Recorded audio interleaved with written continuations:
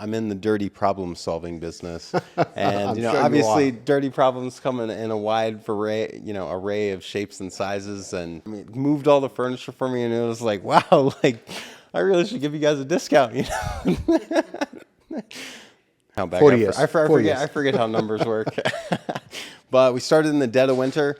It was really challenging. And this year has been like, holy cow, maybe we need to hire somebody. It has been groundbreaking in terms of incoming business, a lot of business coming your way. How do you persuade those newcomers, entrepreneurs in making yourself, right onto the path so they don't give up?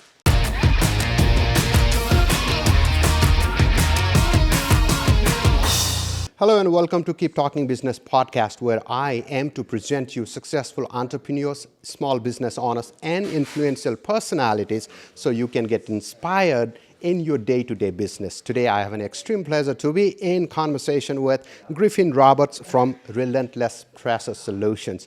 Griffin, thank you for accepting my invitation and welcome to Keep Talking Business. Certainly. Excited to be here. Thanks for having me. Absolutely. Let's begin with what business you have and what can you talk about it? Well, where to begin? So I like to say I'm in the dirty problem solving business, and I'm sure you obviously are. dirty problems come in a wide array of shapes and sizes and complexities, and we specialize in using our pressure washer to solve quote unquote dirty problems. Do you do only residential or commercial or both? Both, absolutely. So pretty much anything, whether commercial, residential, anything that can get dirty, we can clean it. How long have you been doing it for?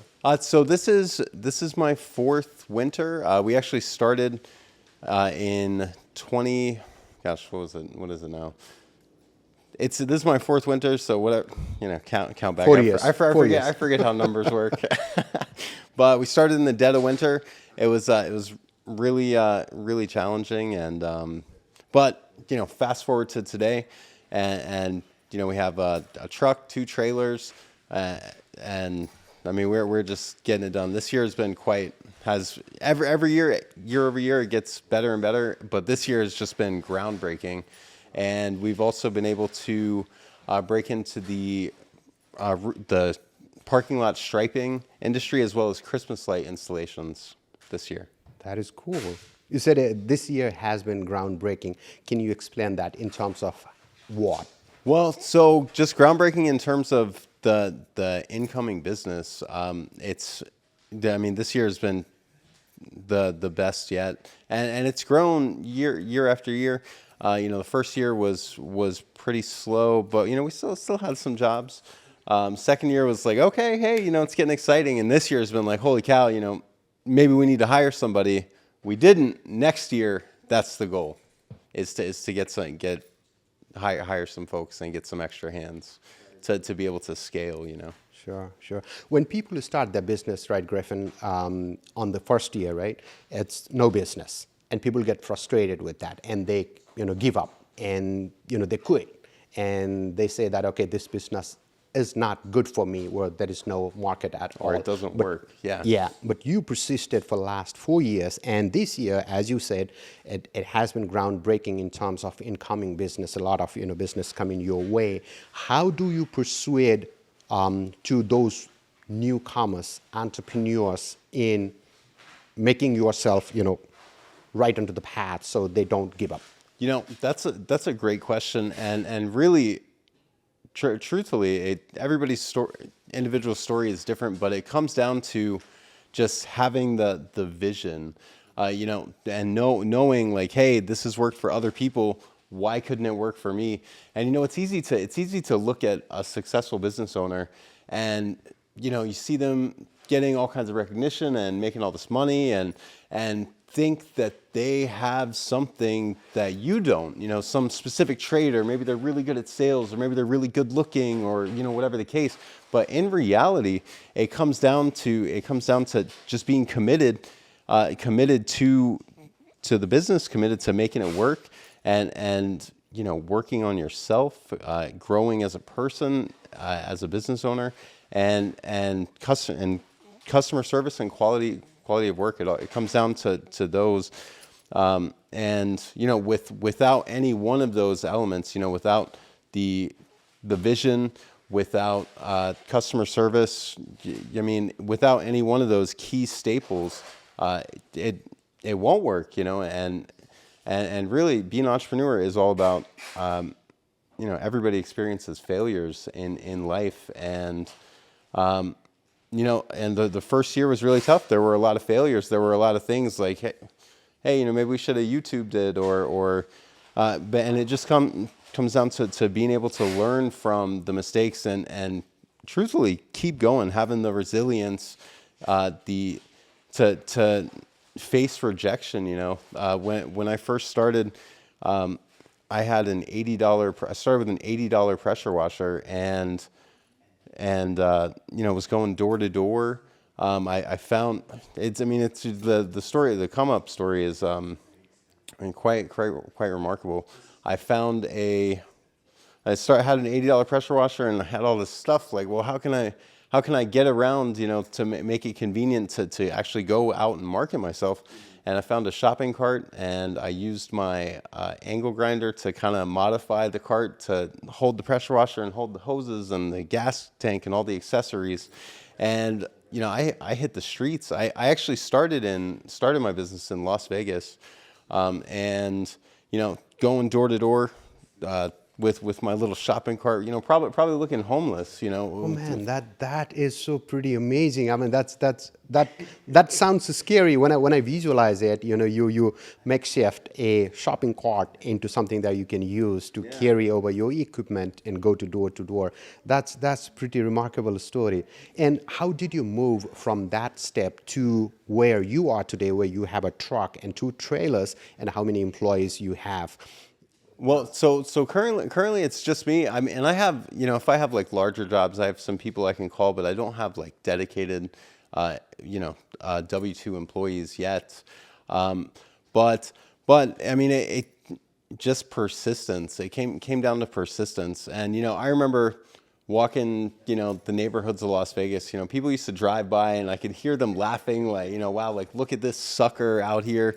But really, it's like, I'm just a fledgling business owner trying to build my business, and I had a vision, and I was excited about it, and there was nothing you could tell me that was going to dampen my spirit. Even 10, 20 doors being slammed in my face. It's like I kept, and those were tough days. Don't get me wrong, but I had the persistence to keep at it. Just keep at it. Just keep doing quality work. Then the customers will come. And here, this year I started going to B&I networking groups, and B&I has been a game changer for me. And this is just year 1 in B&I, but I'm excited to see, what year 2, 3, 4, 5 I have in store. And really it's consistency, persistence, consistency, and doing quality work. And that's what it all comes down to. Awesome. You can come in, ma'am.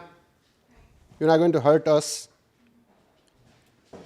We're doing a little podcast here, but you will be out of camera, out of sight, so don't worry about it. You can continue with whatever business you have. All right, so let's come back to your business, Griffin. Can you share some tips for homeowners or business owners who prepare their property before a power wash service man like you arrive? Oh, certainly. Well, first and foremost, I'd say make sure, if we're doing a wash on the house, let's make sure all the windows are closed. Uh-huh. Okay. Yeah, absolutely. You don't want the... Right, we don't want to spray the power washing chemicals in the house, and also, one thing to note, front doors, back doors, often those doors are notorious for leaking. So prior to service, I always recommend putting a towel down in front of those doors. It's always nice when people like move their furniture and stuff. And if they don't, we do that because it's kind of just part of the job. But whenever people like prep their property, move furniture, maybe unplug things from the outside outlets. recently I did a house wash where the customer had a TV. It was like a patio, and they actually put like two bags over the TV, unplugged it from me, moved all the furniture for me, and it was like, wow, like I really should give you guys a discount, you know. But yeah, so I mean to prep, just making sure the windows are closed, furniture moved.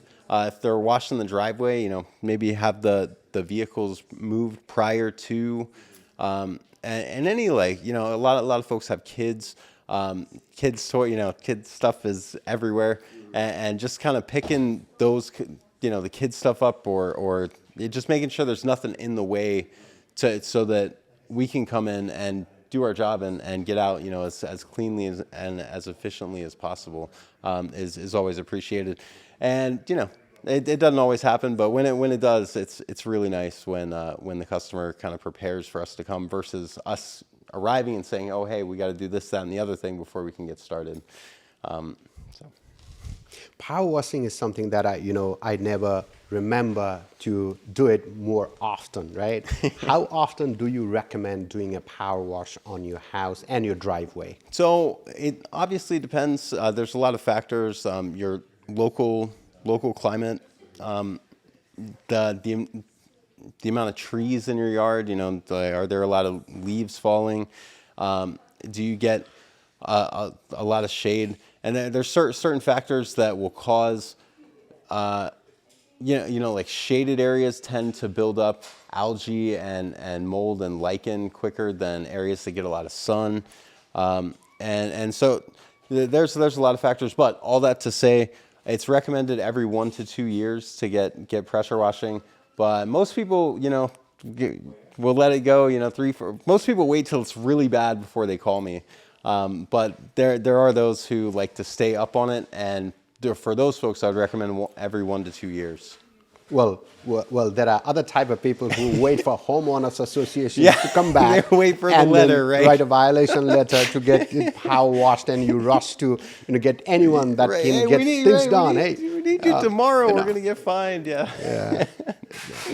And so with that, so when I say I'm a power washer, so really there's two distinct things. So with power washing, it's obviously a high pressure water. It's really not gentle, which is why it's recommended for like hardscapes like concrete patios, brick.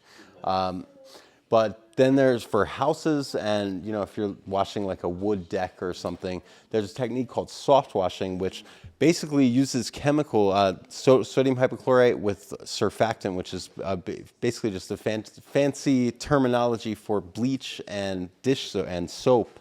And so the bleach kills organic matter, so mold, algae, lichen. If you have like discoloration from organic buildup, from those mold, algae, and lichen, and so the bleach kills that, but then the surfactant makes it kind of cling to that stuff, so you get the proper dwell time. And so power washing is recommended for hardscapes like brick, patio, and concrete, masonry. And then soft washing is typically used on houses, which is a much gentler cleaning technique, and it doesn't like force water into places that shouldn't. It's much gentler on like window seals and door seals and that sort of thing. Awesome.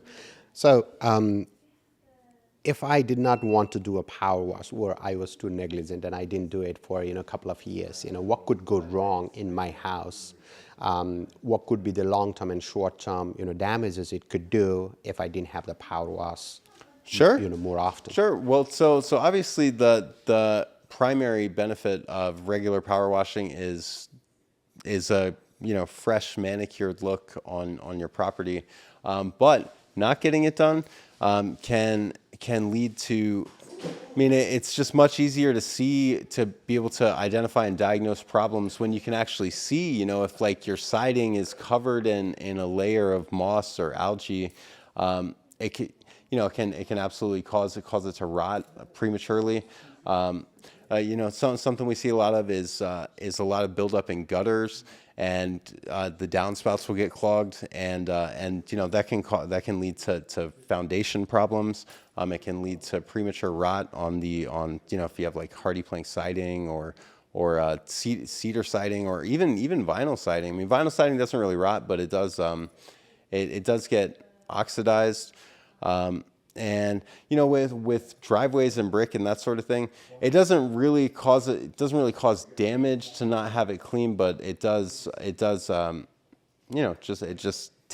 detracts from the radiance of your property. Sure, sure. What sets your company and your service apart from other service providers in the area?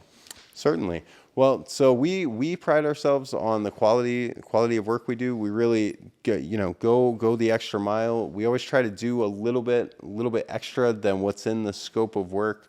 For instance, like power washing, often like the mailbox will get just like dirty water splattered on it. We always make sure to rinse those areas off.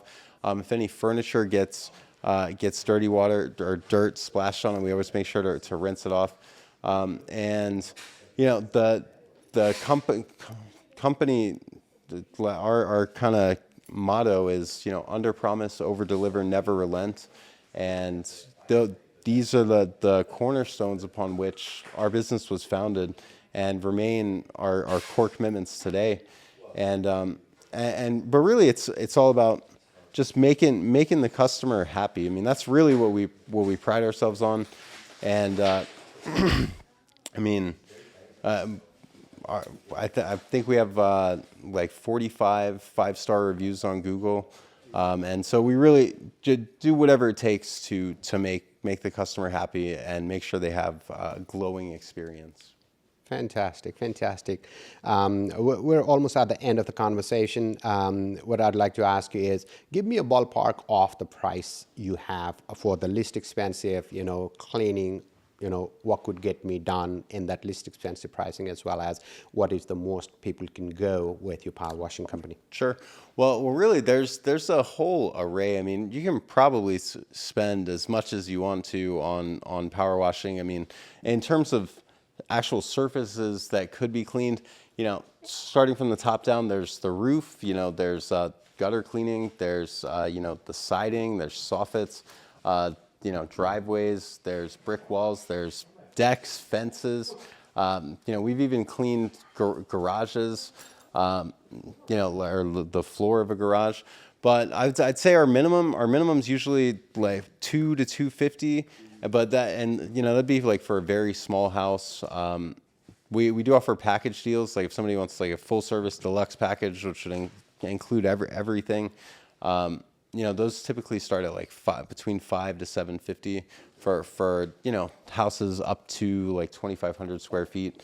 But the actual pricing structure is typically based on the square footage of the house or the complexity of the job, because some houses will have great water flow, easy access to water, not a lot of stuff to move, no furniture on the patio, that sort of thing. And those folks to have those particular parameters would get, obviously preferred pricing. But if it's somewhere where it's like, the water, it's like really hard to access, maybe we got to, dig into a bunch of bushes to get to the spigot. Maybe they have really low water flow. Maybe there's a ton of stuff scattered that we have to move to be able to maneuver around the property effectively. And those kind of jobs would typically warrant a higher price. Sure. Thank you very much, Robert. Griffin, I'm sorry, I was going with your last name, Griffin Roberts. If you are listening a little bit ambience noise and background noise here, we're at the Postal Service store. That's where we record this podcast, and customers are coming and going. This is a kind of busy store at this time of the year, and then I hope you don't mind, those little extra conversation that could be useful to you as well. If you were in fact listening to it, if you're not, then don't worry about it. Today we had Griffin Roberts, and we're at the end of it. I would like to provide you an opportunity to explain, give our viewer your name of your company and the contact information. So if they need any kind of those services, then they can contact you directly. Certainly. So there's a multitude of ways to get in touch with us. Our office line is 919-228-8064. You can reach us by email at relentlesspressure@icloud.com or dirtyproblemsolved@gmail.com. We have our website, dirtyproblemsolved.com. And then we have 2 Instagrams. There's Mr._Relentless Pressure, and then there's Relentless Pressure Solution. No. I can't remember the second. No, that is second fine. Instagram. Well, I do have a lot of social media channels, and I do understand how hard is it to remember each one of those. I really appreciate you, Griffin, for your time and your willingness. Thank you very much. We'll be in touch soon, and then on other occasions as well. Once you have other businesses, or even if we want to delve deeper into any one specific part of your business, we'll come back to that. Certainly, and what is? I mean, there's a whole story. I just stumbled into the pressure washing business, but prior to the pressure washing business, I actually built a nightlife company in Las Vegas, like from the ground up. Out there day in, day out in the streets. It's a story for another time. Oh my goodness. See, I had a blind shot, and then you were talking about your other businesses, which you started as well. So let's talk about those in a different setting. We'll get it next time. Yeah. For today, Relentless Pressure Solutions provides you custom pressure, wash solution to your home and residential and commercial properties. If you are in need of any such service, go to Griffin Roberts, and the phone number that you just spelled out, I will try to, publish that on the screen as well. Till next time, thank you very much for watching. Have a great day. Good?